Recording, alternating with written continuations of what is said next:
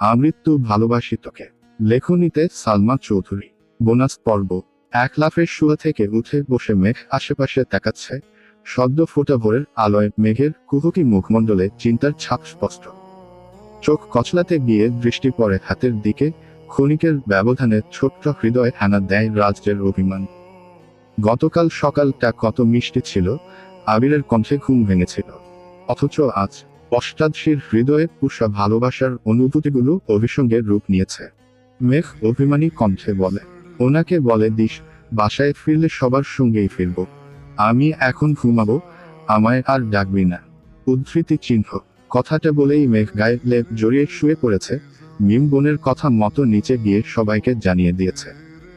একে একে আম্মু, বড় আম্মু, কাকিয়া সবাই ডেকেছে, কিন্তু মেঘের জেদের কাছে সকলেই হার মানতে বাধ্য হয়েছে। তানভীর শীতল কণ্ঠে আবিরকে বলল, বনু যেহেতু এখন যেতে চাচ্ছে না, জোর করে নেয়ার চেয়ে পরে আমাদের সঙ্গে নিলে ভালো হতো না? আবির গম্ভীর কণ্ঠে বলল, ওকে রেখে যাওয়ার রিস্ক আমি নিব না। উদ্ধৃতি চিহ্ন। আমি আছি তো, মালার সঙ্গে কথা বলার সুযোগই দিব না। চোখে চোখে রাখবো বনুকে।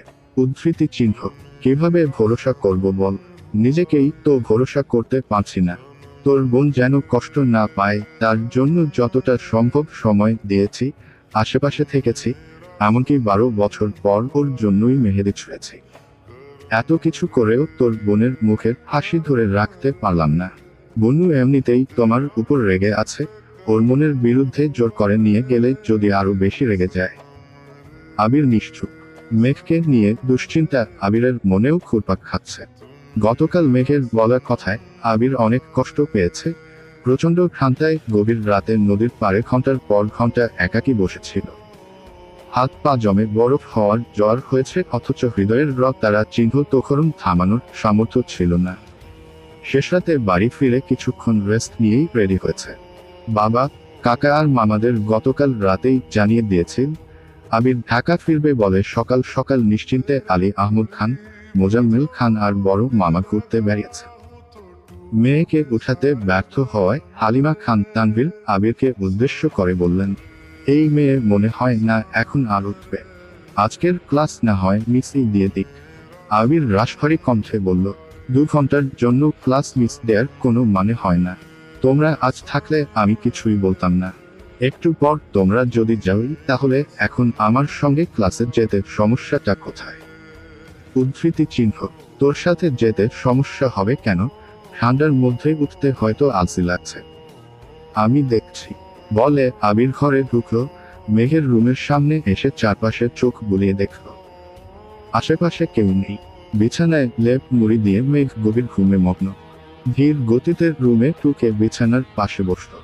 ঘুমন্ত মেঘের মুখের পানে মুগ্ধ নয়নে তাকিয়ে আছে। সামনের দিকের ছোট চুলগুলো মেঘের গালে কপালে এলোমেলো হয়ে আছে। তা দেখে আবিরের ভ্রুযুগল কুঁচকে আসে। চুলগুলোকে বড্ড হিংসে হচ্ছে তার। অতি সামান্য কারণেই আবিরের নাক ক্রোধে ফুঁসে উঠেছে। দীর্ঘশ্বাস ছেড়ে 2 হাতের কনুই ভর দিয়ে এগিয়ে গেল মেঘের কাছাকাছি।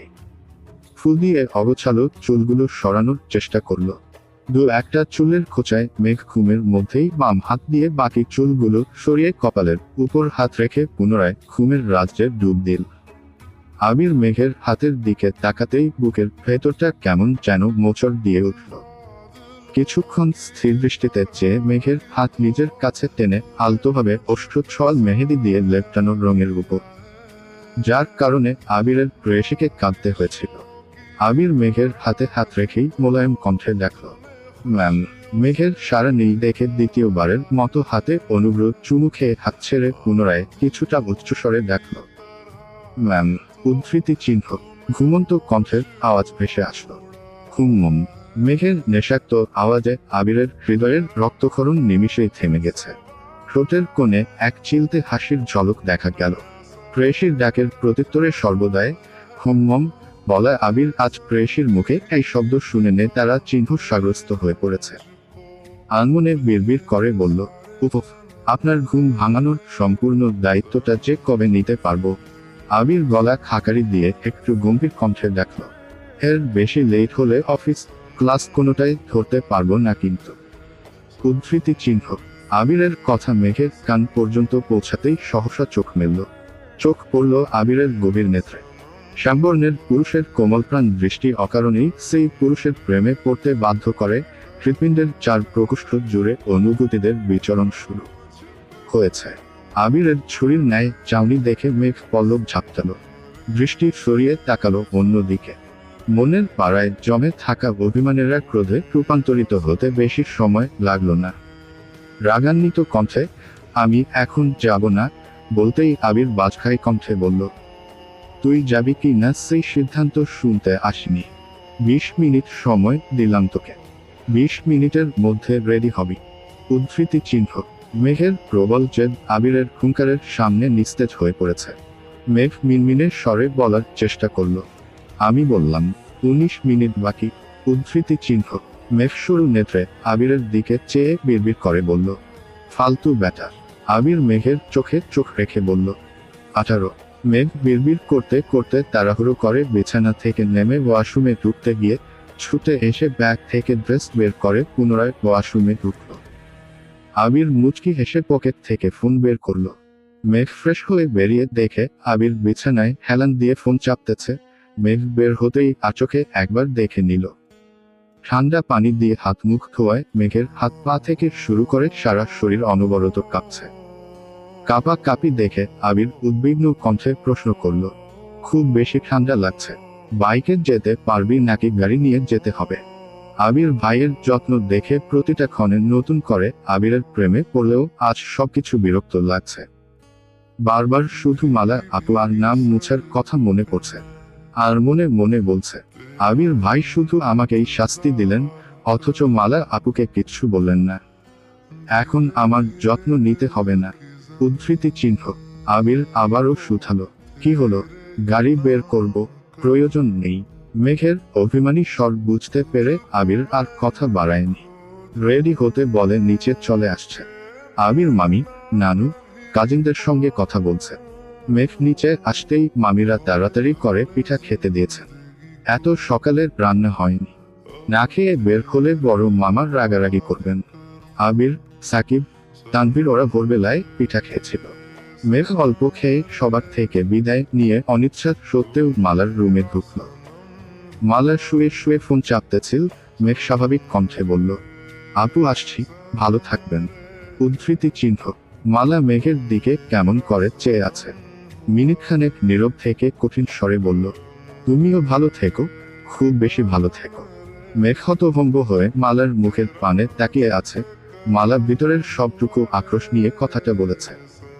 মাইশা আপু যতটা ঠান্ডা, মালা ঠিক ততটাই উগ্র। সেটা তার আচরণেই প্রকাশ পায়। ভারী জ্যাকেট, হেলমেট, হ্যান্ড গ্লাভস, বুট পরে হাতের ব্যাগটা মাঝখানে রেখে বসেছে। সকলকে বিদায় দিয়ে রওনা হলো থাকার উদ্দেশ্যে। সাকিব আর তানভীর গত রাত থেকে আবিরকে বুঝাচ্ছে, মেঘের আচরণের যতই খারাপ লাগুক, আবির সহজে সেটা মেঘের সামনে প্রকাশ করবে না। কিন্তু সেই খারাপ লাগার মাত্রা বেড়ে গেলে সবটা ঝড় আবিরের উপর দিয়ে যাবে। রাগের বশে নিজের ক্ষতি করে ফেলবে এই ভয়ে আছে দুজন। বাইক চলছে নিজস্ব গতিতে। কিছুদূর গিয়ে আবির বাইক থামায়। নিজের ব্যাগ থেকে চাদর বের করে মেঘের গায়ে জড়িয়ে দিয়েছে। কিছুদূর এগিয়ে চায়ের স্টল থেকে চা খেয়েছে। ঢাকা পর্যন্ত পৌঁছাতে পৌঁছাতে কম করে হলেও 10 বার বাইক থামিয়েছে। সচরাচর বাইক চালানোর সময় আবির এত ব্রেক নেয় না, গন্তব্যে পৌঁছে তবেই থামে। কিন্তু আজ তার ব্যতিক্রম হচ্ছে। প্রেয়সীর অভিমান ভাঙানোর ব্যর্থ চেষ্টা করছে বারবার। এতটা পথ একসঙ্গে এসেছে, কতবার বাইক থামিয়ে এটা সেটা কিনেছে, চা খেয়েছে, অথচ সম্পূর্ণ পথেই মেঘ নিশ্চুপ ছিল। ভুল করেও একটাবারের জন্য চোখ তুলে তাকায়নি। ভার্সিটির গেটের কাছেই বন্যা, লিজা, সাদিয়া, মিষ্টি, মিনহাজ, তামিম সকলে আড্ডা দিচ্ছিল। মেঘ তাদের দেখে আবিরকে বলল, এখানেই নামবো। উদ্ধৃতি চিহ্ন। আবির যথারীতি ব্রেক কষল। মেঘ নেমে হেলমেট খুলতেই তামিম আর লিজা একসঙ্গে বলল, ওই তো মেঘ এসেছে। উদ্ধৃতি চিহ্ন। বাকিরাও মেঘের দিকে তাকিয়ে আছে। মেঘ ঘুরে ওদের দিকে তাকিয়ে হাসার চেষ্টা করল, কিন্তু এই হাসিতে নেই কোনো মুগ্ধতা। মেঘ কয়েক পা এগুতেই আবির পিছু ডাকল, ক্লাস শেষ হলে ওয়েট করিস, আমি নিতে আসবো। উদ্ধৃতি চিহ্ন। বাইকে হেলমেট পরা আবিরকে দেখে মিনহাজ ভ্রু কুঁচকে তামিমের দিকে তাকালো। দুজন তাকাতাকি করলো কিছুক্ষণ। তামিম বন্যাকে জিজ্ঞেস করলো, বাইকারটাকে রে? বন্যা। বন্যা মুচকি হেসে বলল, যার আশিকিতে মেঘ অত্যাসক্ত। উদ্ধৃতি চিহ্ন। মিনহাজ, তামিম সহ সাদিয়া, মিষ্টি সকলেই একসঙ্গে চেঁচিয়ে উঠল, খোয়াত। বন্যা ভ্রুক্ষেপহীন উত্তর দিন, এত অবাক হওয়ার কি আছে? মিনহাজ গম্ভীর কণ্ঠে শুধালো, কি হয় মেঘের? চাচাতো ভাই। উদ্ধৃতি চিহ্ন। আপন। হ্যাঁ। ততক্ষণে মেঘ কাছাকাছি চলে আসছে। মেঘের গোমরা মুখ দেখে সাদিয়া আহ্লাদী কণ্ঠে শুধালো, কি হয়েছে আমার জানুটা? বয়ফ্রেন্ড চলে যাচ্ছে বলে মন খারাপ। লিজা, সাদিয়া, মিষ্টি তিনজনেই উচ্চস্বরে হাসছে। বন্যা মৃদু হাসছে। মেঘ বন্যার দিকে রাগী চেহারায় তাকিয়ে আছে। সাদিয়ারা হাসলেও হাসি নেই তামিম আর মিনহাজের মুখে। দুই বন্ধু বারবার চাওয়াচাওয়ি করতেছে। শুভেচ্ছা ক্লাসের দিন গেটের সামনে প্রথমবার মেঘকে দেখেই মিনহাজের ভালো লেগেছিল। অফিসে কাজ থাকায় তাড়াহুড়ো করে অফিসে চলে গিয়েছিল বিধায় মেঘের সঙ্গে কথা বলতে পারেনি। কিছুক্ষণ পর মেঘ আর বন্যা যখন ক্লাস খুঁজতেছিল তখন মিনহাজ মেঘকে দেখে ইচ্ছাকৃত ধাক্কা দিতে চেয়েছিল, কিন্তু মেঘ সরে যাওয়ায় ধাক্কাটা লাগেনি। তারপর সিনিয়রের ভাব নেয়া, ফাজলামো করা, বন্ধুত্ব সবটাই ছিল মিনহাজের প্ল্যান। একবার বন্ধুত্ব হয়ে গেলে সময় সুযোগ বুঝে প্রপোজ করবে এই আশাতেই দিন গুনছে। কিন্তু মেঘ অন্য পুরুষে আসক্ত শুনে মিনহাজের মাথায় আকাশ ভেঙে পড়েছে। শীতের সকালেও মিনহাজের শরীর বেয়ে ঘাম ছুটছে, অস্বস্তি লাগছে। শুকনো গলায় ডোক নিল। মেঘ ঘড়িতে টাইম দেখে সবার উদ্দেশ্যে রাগী স্বরে বলল, তোরা কি ক্লাসে যাবি নাকি আমি একাই চলে যাব?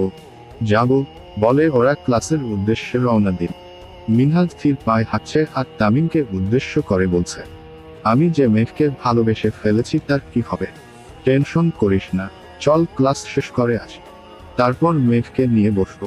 মেঘের সাথে ওই ছেলের প্রেমের সম্পর্ক আছে নাকি শুধু ভালো লাগার সবটাই জেনে নিব। বন্যার সামনে থেকে ব্যস্ত গলায় বলল, কি রে, তোরা ক্লাস করবি না? তামিম উচ্চস্বরে বলল, এখনই আসছে। মিনহাজ হাঁটতে হাঁটতে হঠাৎ থমকে দাঁড়িয়ে তামিমের দিকে তাকালো। তামিম নিরুদের দৃষ্টিতে চেয়ে প্রশ্ন করল, কি হয়েছে? তোর যদি বন্যাকে ভালো লেগে থাকে তাহলে প্রপোজ করে ফেল। মেঘের মতো বন্যার জীবনে কেউ থাকলে পরে কান্না করিস না। উদ্ধৃতি চিহ্ন। ক্লাস শেষ করে বের হতে না হতেই মিনহাজ বলল, চল, তোদের আজকে ফুচকা খাওয়াবো। মিষ্টি প্রশ্ন করল, হঠাৎ? কাহিনী কি? প্রেমে টেমে পড়ছিস নাকি? তোরা আমার বান্ধবী, তোদের খাওয়াতে কারণ লাগে নাকি? লিজা হাসতে হাসতে বলল, বান্ধবী বলেই আজ পর্যন্ত একটা চকলেটও কপালে জুটেনি। উদ্ধৃতি চিহ্ন। খাবি কি না বল? অবশ্যই খাবো, চল। উদ্ধৃতি চিহ্ন। মিনহাজ মেঘের দিকে তাকিয়ে বলল, চল। উদ্ধৃতি চিহ্ন। মেঘ আস্তে করে বলল, তোরা যা, আমার ফুচকা খেতে ইচ্ছে করছে না। ফুচকা না খেলে অন্য কিছু খাবি তবুও চল প্লিজ। উদ্ধৃতি চিহ্ন। আমি যাব না বললাম তো। উদ্ধৃতি চিহ্ন। লিজা, সাদিয়া, মিষ্টি আর তামিমের জোরাজোরিতে মেঘ আর বন্যা দুজনেই রাজি হয়েছে। মিনহাজদের পরিচিত এক ফুচকার দোকানে সবার পছন্দ মতো খাবার অর্ডার দিয়ে চা খেতে খেতে গল্প করছে। তামিম মেঘকে প্রশ্ন করল, ওই ছেলেটা কি সত্যিই তোর বয়ফ্রেন্ড? উদ্ধৃতি চিহ্ন। মেঘ গম্ভীর গলায় জবাব দিল, না, দুর্ভাগ্যবশত উনি আমার চাচাতো ভাই। বন্যা ভ্রু কুঁচকে তাকিয়ে মেঘকে শুধালো, কালকে পর্যন্ত তো ওনার জন্য দেওয়ানা ছিলি, ডেতে ছবি আপলোড করলি, আজ হঠাৎ কি হলো? কিছু না। মিনহাজ ভারী গলায় প্রশ্ন করল, তোদের কি রিলেশন চলে? না। উদ্ধৃতি চিহ্ন। তাহলে? মেঘ রাগে গোজাগুজ করে বলল, একতরফা ভালোবাসা বুঝিস। আমি ওনাকে পছন্দ করি কিন্তু উনি করেন না, এটুকুই। এর বেশি প্রশ্ন করবি না। উদ্ধৃতি চিহ্ন। তামিম আর মিনহাজ চাওয়াচাওয়ি করে বলল, আচ্ছা, তোরা বসো, আমরা খাবার নিয়ে আসি। বন্যা এক দৃষ্টিতে মেঘকে দেখেই যাচ্ছে, একবারের জন্য পলক ফেলছে না। মেঘ চিবুক নামিয়ে বসে আছে। ছটফটে স্বভাবের মেয়েটা আজ এত শান্ত হয়ে বসে আছে। বন্যার একদম ভালো লাগছে না। মেঘকে আপাদমস্তক দেখল, হাতের মেহেদি ক্লাসেও দেখেছিল কিন্তু কিছু বলেনি। মেঘ কথা বলছেন না দেখে মেঘের হাতের মেহেদি ডিজাইন দেখতে দেখতে বলল, এত সুন্দর করে মেহেদি কে দিয়ে দিল? আবির ভাই। উদ্ধৃতি চিহ্ন। বন্যা চোখ বড় করে তাকিয়ে বলল, কি, এটা কিভাবে সম্ভব? সত্যি? হ্যাঁ সত্যি। উদ্ধৃতি চিহ্ন। আবির ভাইয়া মেহেদি দিয়ে দিয়েছেন, তারপরও তোর মন খারাপ? উদ্ধৃতি চিহ্ন। মেঘ পুনরায় চিবুক নামালো। বন্যা হাত উল্টাতেই হাতের তালুর লেপটানোর রং চোখে পড়ল। স্বাভাবিক কণ্ঠে বলল, মাঝখানটা এভাবে নষ্ট করেছিস কেন? আমি করিনি। উদ্ধৃতি চিহ্ন। কে করছে? আবির ভাই। উদ্ধৃতি চিহ্ন। ওমা কেন? ওনার নাম লিখেছিলাম তাই। উদ্ধৃতি চিহ্ন। মেঘের কথা শুনে বন্যা স্তব্ধ হয়ে আছে। কি বলবে কিছুই বুঝতে পারছে না। নির্বিকার হয়ে বসে আছে। মেঘের অবস্থা দেখে বোঝাই যাচ্ছে কিছু বললেই কেঁদে ভাসাবে। বন্যা আশেপাশে মাথা ঘুরালো। লিজারা একটু দূরে বসে তিনজন গল্প করছে। তামিম আর মিনহাজও দূরে। বন্যা অত্যন্ত যত্ন সহকারে মেঘের হাতে হাত বুলাতে বুলাতে নমনীয় কণ্ঠে শুধালো, নাম লিখেছিলি কেন? মেঘ অভিমানী কণ্ঠে বলা শুরু করলো, আবির ভাইয়ের মামাতো বোন মালা, উনি অনেকদিন যাবৎ আবির ভাইকে পছন্দ করেন। আবির ভাই দেশে ফেরার পরপর একদিন আমাদের বাসায়ও আসছিলেন। তখন থেকেই ওনার ভাব ভালো লাগেনি। ওনাদের বাড়িতে যাওয়ার পর থেকেই আবির ভাইয়ের পিছে খুরখুর করছিল, আমার সাথেও খারাপ ব্যবহার করেছে। শেষ পর্যন্ত ওনার হাতে লিখে আমায় দেখাচ্ছিল। সেই রাগে আমিও আমার হাতে আবির লিখেছিলাম। সেটা আবির ভাই দেখে এমনটা করেছে। অথচ মালা আপুকে কিছুই বললেন না। উদ্ধৃতি চিহ্ন। বিরহের অনলে পুড়ছে মেয়েটা। বেস্ট ফ্রেন্ডকে সান্ত্বনা দেয়ার ভাষা পর্যন্ত খুঁজে পাচ্ছে না। স্থির দৃষ্টিতে চেয়ে বিড়বিড় করে বলল, উনি কি কোনোভাবে ওই মেয়েকে পছন্দ করেন? জানি না। উদ্ধৃতি চিহ্ন। তামিমরা খাবার নিয়ে চলে আসছে। মেঘের চোখ টলমল করছে। তামিম খাবার দিতে দিতে বলল, কি রে, কি হয়েছে তোর? কাঁদছিস কেন? সাদিয়া, মিষ্টি সকলেই এবার মেঘকে লক্ষ্য করছে। মেঘের মতো প্রাণোচ্ছল মেয়ের চোখে পানি, এটা কেউই মানতে পারছে না। একের পর এক প্রশ্ন করছে। বন্যা সবার উদ্দেশ্যে গুরুতর কণ্ঠে বলল, কিছু হয়নি, এমনিতেই খা তোরা। উদ্ধৃতি চিহ্ন। মিনহাজ, তামিম মেঘ আর বন্যার মুখোমুখি বসেছে। মিনহাজ খাচ্ছে, খানিকক্ষণ পর পর মেঘকে দেখছে। মেঘ চিবুক নামিয়ে বসে চটপটি খাচ্ছে। খাওয়া শেষে বাটির রাখতে গিয়ে চোখ পড়ে রাস্তার পাশে বাইকের দিকে। রক্তাও আখিতে চোখ পড়ায় আকস্মাৎ কেঁপে উঠল। ব্যাগ থেকে ফোন বের করতে করতে এগিয়ে গেল বাইকের দিকে। ফোনের স্ক্রিনে 3টা মিসড কল ভেসে আছে। 3টা কলই আবির করেছিল। ক্লাসে ঢুকলে মেঘ সবসময় ফোন সাইলেন্ট করে রাখে, ক্লাস শেষে ভাইব্রেশন মোড অন করে দেয়। আজ ক্লাস শেষে খেতে চলে আসায় ফোন হাতেই নেয়নি। আবিরের কাছাকাছি এসে কাপা গলায় বলল, ফোন সাইলেন্ট ছিল। আবির অন্য দিকে মুখ করে বিরক্ত হয়ে বলল, 10 মিনিট ওয়েট করার ধৈর্য হয়নি। আড্ডা দেয় এত ইচ্ছে ছিল, আমায় জানালেই হতো। অফিসের কাজ ফেলে কাউকে বিরক্ত করতে আসতাম না। উদ্ধৃতি চিহ্ন। মেঘ ড্যাব ড্যাব করে আবিরের দিকে তাকিয়ে আছে। মুখ দেখা যাচ্ছে না, তবুও হাত করে মেঘ আবিরের মুখ দেখার চেষ্টা করছে। সকালবেলা হেলমেট না খুলায় কেউ আবিরকে দেখতে পারেনি। এখন হেলমেট খুলায় মিনহাজ, তামিম সহ মেয়েগুলো দাঁড়িয়ে আবিরকে দেখার চেষ্টা করছে। আবির একটা রিক্সা ডেকে ভাড়া দিয়ে বন্যাকে উদ্দেশ্য করে বলে, এই মেয়ে, বাসায় যাও। উদ্ধৃতি চিহ্ন। বন্যা না করতে যাবে, তখনই চোখাচোখি হয় আবিরের সঙ্গে। কপালে ভাঁজ, সাথে আবিরের রাগান্বিত চাহনি দেখে না করার সাহস হয়নি। ভদ্র মেয়ের মতো রিকশায় উঠে পড়ে। বন্যা যাওয়ার পর আবির মিনহাজ আর তামিমকে এক পলক দেখে বাইক স্টার্ট দেয়। বাড়ির মানুষজন অনেকক্ষণ আগেই চলে এসেছে। আবির তানভীরের সঙ্গে কথা বলে এক মুহূর্ত দাঁড়ালো না। বাসা থেকে বেরিয়ে রওনা দিল অফিসের উদ্দেশ্যে। 5 মিনিটের মধ্যে তানভীরও বেরিয়ে পড়েছে। সপ্তাহ খানেক পর নির্বাচন, যার জন্য তানভীর দীর্ঘদিন যাবৎ অপেক্ষা করছে। মেঘ ফ্রেশ হয়েছে যে ঘুমিয়েছে, মিমের ডাকে উঠেছে প্রায় সন্ধে বেলায়। ফ্রেশ হয়ে দুবোন ছাদের গাছগুলোকে দেখতে গেছে। কিছু গাছের আগাছা পরিষ্কার করে গাছগুলোতে পানি দিয়ে আজানের সঙ্গে সঙ্গে রুমে চলে এসেছে। বছর শেষ হতে চলল, 1 বছরের সকল হিসেব মেলাতে রীতিমতো হিমশিম খাচ্ছে আবির। তার মধ্যে তানভীরের নির্বাচনের প্রেশার। সে রিস্ক নিয়ে তানভীরকে রাজনীতিতে পাঠিয়েছে, তানভীর ব্যর্থ হলে সেই ব্যর্থতার সম্পূর্ণ দায় পড়বে আবিরের উপর। তার থেকেও বড় বিষয় হলো তানভীরকে ঠিক রাখতে কষ্ট হয়ে যাবে। এদিকে মেঘের আচরণ ভালো লাগছে না। মেয়েটা ইদানিং অনেক বেশি ঠান্ডা হয়ে গেছে। হঠাৎ করেই যেন ম্যাচুরিটি ভর করেছে মেঘের উপরে। কথায় কোনো চঞ্চলতা নেই, খাবার সময় ছাড়া নিচে সচরাচর নামতেই দেখা যায় না। ভার্সিটি, ঘুম আর গাছের যত্ন নিয়েই দিন কাটিয়ে দেয়। সন্ধ্যার পর থেকে পড়াশোনা করে, বাকিটার সময় অনলাইনে হ্যান্ড প্রিন্টিং এর কাজ শেখে। খুব বেশি মন খারাপ থাকলে মাকে জড়িয়ে ধরে শুয়ে থাকে। আবিরের সঙ্গে সকালে খাবার টেবিল ব্যতীত দেখাই হয় না। আবিরও বাসায় ঠিকমতো সময় দিতে পারে না। সারাদিন দুই অফিস সামলে সন্ধ্যার পর বাসায় ফিরে ফ্রেশ হয়ে জিমে যায়। জিম থেকে ফিরতে প্রায় 12টা বেজে যায়। রেগুলার চলছে এই রুটিন। ভার্সিটির বন্ধুরা কেউ মেঘের ফ্রেন্ড লিস্টে অ্যাড ছিল না। স্কুল কলেজের ফ্রেন্ডরাই শুধু অ্যাড ছিল। মিনহাজ আর তামিম বলতে বলতে অ্যাড করেছে ওদেরকে, সাথে সাদিয়া, মিষ্টি ওদেরকেও অ্যাড করেছে। এক বিকেলে মেঘ আর মিম দুবোন ছাদের গাছে পানি দিতে দিতে গল্প করছিল। হঠাৎ মিম বলল, আপু, একটা কথা তোমায় বলা হয়নি। মেঘ সন্দিহান হয়ে প্রশ্ন করল, কি কথা? মালা আপুর হাতের না মেহেদি দিয়ে নাম লেখা দেখেছিলাম। আকস্মাৎ মেঘের মন খারাপ হয়ে গেছে। কিছুদিন যাবৎ সবকিছু এড়িয়ে চলছে যেন স্বাভাবিক হতে পারে। হাতের মেহেদিও উঠতে শুরু করেছিল। মিম পুনরায় মনে করিয়ে দিল। মিম পুনরায় বলল, কি নাম ছিল জানো আপু? মেঘ অক্ষর দেখেছিল, কোনো নাম ছিল না। কিন্তু মিম নাম কোথায় পেল?